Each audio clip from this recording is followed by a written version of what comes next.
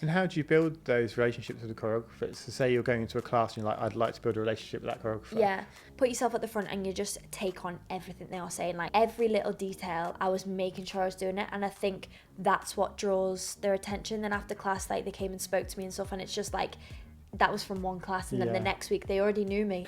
Welcome to Studio Sessions, a video series for creative performers. Each week we go behind the scenes on the shoots and sit down with guests to discuss their careers, the creative industry, and share the lessons they've learned along the way. Welcome to the show. Thank you. How's your day been today? It's been, honestly, that was so much fun. So much fun. Obviously this is my third shoot with you now. Yeah. But I think that was like maybe my favourite. Yeah, and it's been a year. I can't believe it's been a whole year. I can't believe, well, since the first one. Since the first one, yeah. Cool, so do you want to introduce yourself to everyone? So I'm Hetty Moss. I've just graduated from Wilkes Academy this year. And yeah, I've literally just moved to London 2 weeks ago, so I'm excited to get going. And yeah, it's very exciting. Cool, so congratulations on moving you. to London. What's your plan for next year? Like, what are you kind of looking to do going forward? I would love to do a musical this year, either a tour, UK tour, European tour, West End. That's my goal for this year. And what kind of like musical do you want to do? Yeah, I'd love to do Moulin Rouge, Dirty Dancing, Grease. Yeah, ones like the very dance-based musicals. Yeah. Like I'm very like powerful dancer, so I think they like suit me best. And in terms of kind of adding your own elements onto it, how do you kind of like develop your own style or kind of something that's unique about you? Yeah, I feel as though you have to really link it to your personality. Like if you don't link what you're doing to you as a person, it kind of makes no sense. So I feel as though like college especially allows you to really find who you are. You might go to college really shy, whatever, and obviously that is going to show through your dancing, but as soon as you become more confident, like get out of your shell a bit, you almost find your own little unique little things. I can't really describe it. And over kind of your time at college, like how much did you change? Oh, I actually think I've changed so much. Me in first year was like so like innocent and just not innocent, but just so I had no idea. Like I thought I knew so much, and then within the space of like 2 months, I thought, oh, I actually don't know anything. And I think obviously from being up north, it is much harder because if I lived down here, I'd be going to class since I was 13, and your eyes are always open to the industry, and being in London, surrounding yourselves with like people in the industry now, where for me, because I was up north, like you get glimpses and you see things on Instagram, but you know it's never real, is it? So and then coming to Wilkes and like seeing, even I remember being in first year and seeing the third years being like, I'm gonna be one of them one day, and I know I'm not gonna be like that. But then obviously now being a third year, you're like, it's mad how far you do come. Cool. So like going through our looks today, what was the first look you brought, and what made you bring that? So the first one was the grey sports two-piece. I feel as though agents at the minute they say if I'm applying for an agency or have done in the past, they'll say upload a sport image, and I'm like, oh, I don't have, like obviously I have things that you can pass for a sport image, but I didn't actually have any in sportswear. So I got that set probably like a few months ago now, and I remember when I got it I thought, oh, this will be good with Adam. So but yeah, that was why I brought that one. Yeah, I think sporty looks, I'm seeing that a lot now that agents are requesting those. I They think are, a lot more sports campaigns are coming to, whereas I think previously it would have gone to like athletes or gym kind of people. Yeah. Now I feel like people who can dance or move are being cast for a lot more kind of commercials and that kind of thing. 100%. I think for like a lot of adverts are going more movement based, so they are really liking the dancers for that, which is, I mean, good for us. And you find a lot of dancers like do model as well, where like models can't really dance. Do you know what I mean? We're easier to model for them than a model is to dance. Because I imagine trying to teach a model to dance. It's impossible on set. So kind of go back to talking about kind of coming down to London for class and how like when you were younger that wasn't really a thing that you could do. What was your kind of approach to kind of learning as much as you possibly could and kind of still training but not being able to come down here? So at home, if I couldn't, well, I didn't even know to like go to base. Obviously the manor wasn't a thing then, but I would see videos at base and be like, oh, I want to go to base, but I think it's just hard with balancing. I already had such a busy life at home with going to dance every day after school, and then on the weekends you were competing. It was very much that kind of life. So any time I could, say if there was like pop-ups in Liverpool or like little events that it would be pop-ups, it would just be nice to dance with different dancers rather than just my friends at my dance. So it would be nice, like the people I would compete against, taking class with them. That was probably my way of growing when I was younger, is just seeing what other kids at other dance schools were like, and just and it was nice because you met a lot of friends along the way. Like I still speak to people that I used to compete with back home from when I was, you know, like literally 10 years old. So that was probably how I grew at home. And then obviously lockdown hit, so then it was, to be fair, lockdown was actually easier to take class with people that I couldn't reach, because obviously the only way to take class with people was to go down to base. But when it was in lockdown, I could do any class I want. So I remember I was doing so many classes that I had never done because I could do it online, and it was so much more accessible, which was good for me, really. Do you feel like that made you better, being able to kind of take those classes? Yeah, and you know what? Because it was different to what I was used to, it kind of kept me motivated as well, because I was like, oh, like, it's not just that, because if I was doing the same stuff every day, it was just kind of like something new, and like seeing that, oh, there is different people out there, like it did make, like, kept me going. Like I never once in lockdown was like, oh, I don't like dance, I want to quit dance. Like I never was like that. I was so on it with my fitness and training, and I just wanted to do it. And I remember like the night before, I'd be like, oh my god, mum, I've got class with such and such tomorrow, and like even though I'd be in my living room, they probably couldn't even see me, there was that many people on the class, but it was just good for me to be like having something to look forward to. What would your advice be to someone who maybe doesn't have access to London now for being able to take class with those people?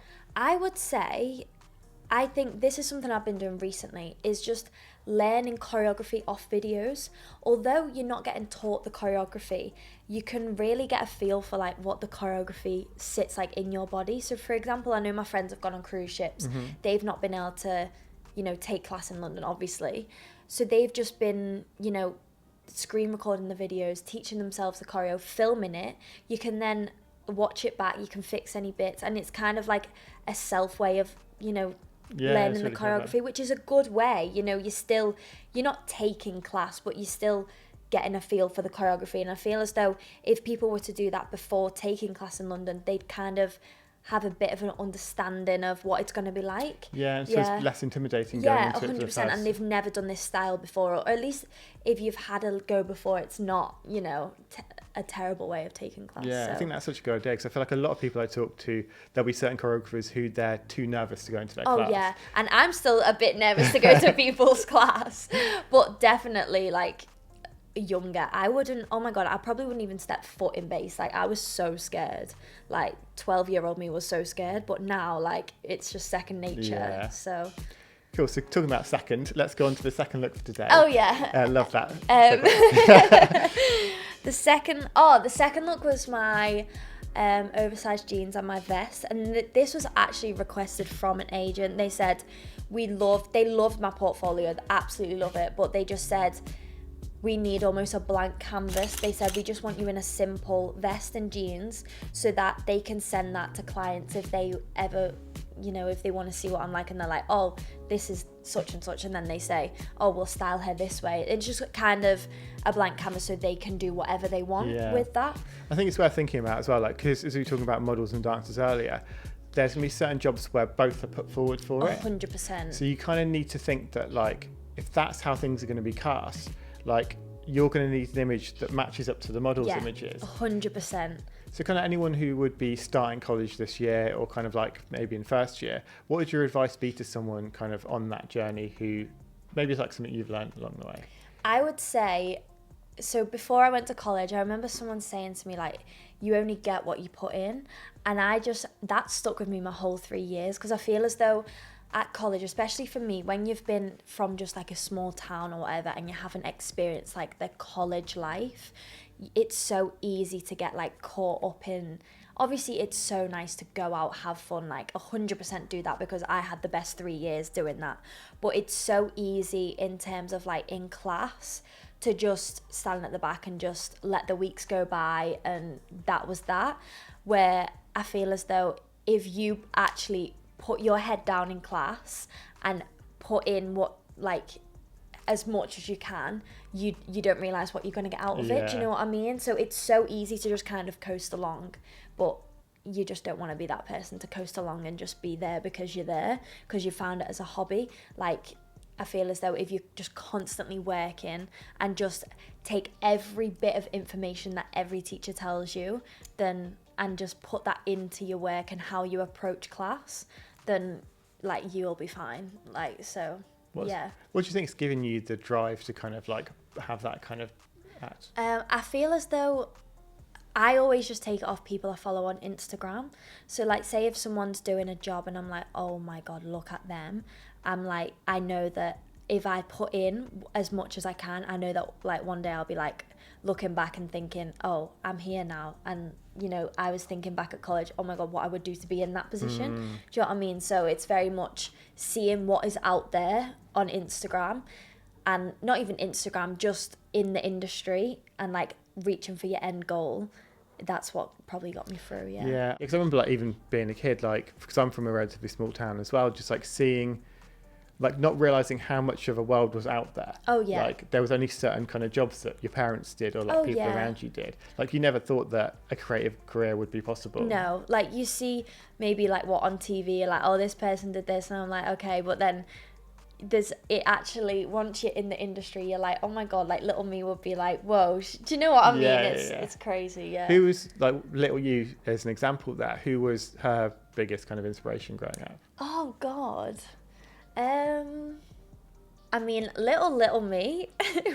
Can't believe I'm going to say this. It was actually Maddie Ziegler. Like, so embarrassing, but it was. Like, I would see her on TV on Dance Moms. I would be obsessed, and I would be like, oh my God, like she gets. Do you know what I mean? And I'd be like, Mom, I want to be like that. This is when I'm like 8. We're talking like young. But I feel as though like 13, 14-year-old me, it was more the choreographers that inspired me. Like I'd started to like see Lucas McFarlane, Josh Denyer, everyone on Instagram, and I'd be like, oh my God, I want to train with them. And like that was a big reason why I picked Wilkes as well, was the teachers. Like I'd seen them for so many years and I'd wanted to take class with them for so long. I would teach like their choreo to myself in my living room over lockdown. I would just be obsessed with them. Like, and then now the fact that I get to take class with them so regularly, and it's just, you know, they're a big part of my life as well, especially like Josh, for example, such a big part of my life. And it's just crazy that at one point I was like, oh my God, I get to take class with him. Do you know what I mean? It's crazy. Do you remember how it felt the first time you went into one of his classes? I actually remember the first time it was like my second week at Wilkes, and I hadn't had him yet, literally. And the first time I had him was for this audition for his like elite program. And I remember he walked in and I was just like, you know that moment you're like, oh my God. Like, the fact that I was like that as well, it makes you die. But yeah, and then we like taught the choreo and stuff, and I actually like loved it so much. And then I remember the next time we had him, and I remember he like remembered me and like remembered my name, and all my friends were like, oh my God, he knows you, and like all this, and it was so funny. But yeah, that is crazy. And now like he's been such a big part of my journey, and I couldn't have ever imagined not having it. It's so weird. It's so weird how like in 3 years so much has changed. So yeah, it's crazy. So going on to your third look, what was that and what made you bring that? So the third look was the leopard print cord, and I brought that one. I feel as though it's very current in the like fashion wear, like leopard print's very in at the minute. So I thought it'd be nice to just do like a trendy look, and yeah, just to kind of keep my portfolio current, really. Yeah, I think that keeping things current, I think is really important. And I think because so much of work you could possibly be cast for is fashion led. Oh yeah. I think having current fashion looks is really important. And I think it's a hard one because you've got the balance of trends change so often. So if you're investing in a portfolio, it will be current for a certain amount of time, and then it kind of like dies off again. It's so true. So it's very hard because you kind of need that. I think kind of back to kind of the look from before, a very classic kind of look you do again and again. And that'll just never go out of date. You know that you can use it whenever. Yeah, until your hair changes. Yeah, literally like until I cut a bob. Yeah. Imagine. Oh, I can't wait for that. No. Flashback into like years' time. Yeah. You have a bob. And on the terms of like fashion-led stuff, like what would your advice be to someone who's like thinking about starting a portfolio now? I would say definitely get the basic shots, like as we said. But I would say, well, where I get my inspiration is Pinterest. Like, it is so good. I type in just like obviously photo shoots, whatever, and like as you start scrolling, you sort of getting an idea of, oh, I like that, I like that, oh, that might go nice with that, and then, oh, that could be cool with that, and it's just kind of, yeah, that's where I kind of get my inspiration. But definitely, if you haven't got any portfolio, I would say definitely get your basics in just basic outfits, and then do a few, you know, like fashiony looks, and then obviously a few headshots. Just kind of get a bit of everything, so if anyone asks for something, you've got it. And that's why I'm so glad that this time last year, obviously I was going into third year, and that was for me the best time to do this, because like even throughout the year they were like, oh, have you got a body shot? And I had like 7 body shots to pick from, and like people were like, oh my god, I've not even got one. And it was so much easier because I had options, you know what I mean? And I was sat there thinking, oh, but I do like that one, oh wait, but I do like this one. So yeah, I definitely say it. And also, if you're thinking of when to get it done, I'd say just before third year is the perfect time. And I feel as though by then you kind of know your look, and like you know how to, like, you know your own features and stuff. So yeah, that's what I recommend to people as well, like trying to get like before Christmas in your third year. Yes, 100%. Because I feel like that last bit of third year is going to be so busy and intense. Oh, it's so and busy. Also like you're seeing agents, like people are like seeing you. Like I think being agency ready, having the moment of, if someone says, can you send me this, you've got it, you don't have to panic and then think, I've not got it, try and get some photos really quickly, and then maybe not be able to get booked in for you want. And it's just, it becomes like a stress. And I feel like third year will be busy and stressful enough. The last thing you need to worry about is, especially after Christmas, like say if obviously last year I did Panto and then came back after Panto, you're straight into musicals, you're straight into Move It finishes, then it's summer term, it's the show. Like you don't have time to even start thinking about shoots. Like it was so easy to just, even when they were like, oh, have you got this headshot? And I'm like, oh my God, I've got like 4 headshots to pick from. Like, it was just so easy to have it all. And then on to the last one, which was the wet look. Yeah, so I've never done a wet look before. So, and I kept like seeing people have started doing it. I thought, I feel like it's becoming a trend. It is. Yeah. It's definitely becoming a trend. And I thought, you know what, let's have a go. And I've had my hair the same in all the photos. So I was like, you know what, come on, let's try it. And I actually love them. Like, I do love them. And I feel like, obviously, agencies aren't going to be like, have you got a wet look? Yeah. But I just think it's just nice to have like a variety in your portfolio, and they can kind of see, you know, like a different look. And even for castings, like, if you're casting and your character is, you know, whatever, it's great to have that. So yeah, no, I'm so happy that we did that, because I wasn't not gonna do it, but I was a bit like, oh, do I do it, do I not? And I love them. I do love them. I can't wait to get them. Yeah, especially when you've got like such a nice blowout hair. And I was like spraying it with water, like, oh. But it's fine, it's worth it. So kind of like now you've graduated and you're into the real world, and auditioning. How is it you're going to stand out in auditions, or what have you done so far to stand out? I feel as though in auditions it's all about like making sure, if you feel your best, I feel like you perform your best. And I feel as though you just really need to like show off your features. Like I always find if I wear my hair in like a slick high pony, I look more snatched, where like some people prefer to have a lower pony because that suits them better. But I feel as though you have to experiment and see what you find, you know, how you feel best. And I've just found recently like a proper slick high pony, and I always wear black. I don't know what it is, like everyone is like, wear colour because you'll stand out, but then I'm like, if everyone's in colour, someone has to be in black. So and going on to the kind of like onto the future now, what is it you're looking to do kind of going forward, and how are you gonna like kind of structure your days and stuff? So at the minute I am literally training like non-stop. Like every day I've tried to be in class, which obviously is so good, but I need to be careful about obviously not burning out as well. But yeah, I tend to do like Monday, Tuesdays are like 3 classes each, because there's so many teachers that teach Monday, Tuesday. And then Wednesday is kind of more chill. I don't actually do classes on a Wednesday, but I'm trying to like use Wednesdays to like go and see a show or like things like that. And just still like linked to the industry, still, you know, stuff that can help. And then Thursdays again, just training. You find that the training's more in the evenings, which is annoying, but then it means that, you know, keeping yourself busy in the day, like even just catching up with friends, like it is important, obviously. But then I'm just going to be training and then auditioning whenever I can, but it's quite quiet at the minute audition wise. But I'm hoping it picks up in September, which I have been told. So, but yeah, that's going to be probably my days just training in London. But I feel as though it's so important to build relationships with the current teachers now, because at the end of the day, the teachers teaching in London are the teachers you're going to have on a job, like the choreographer. They're going to be choreographing on the job.